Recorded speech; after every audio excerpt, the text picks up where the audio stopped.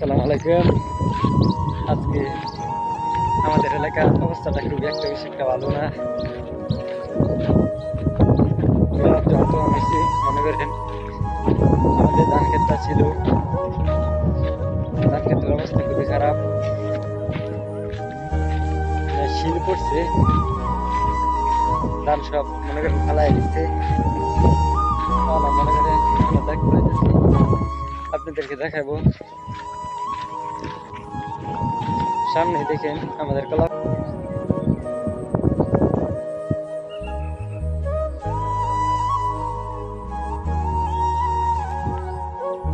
আপনারা দেখতে পাচ্ছেন আমাদের কলা বাগানের অবস্থা বেশি একটা ভালো না। মনে করেন কলা বাগান কলা কেজি সব হেলে পড়ছে।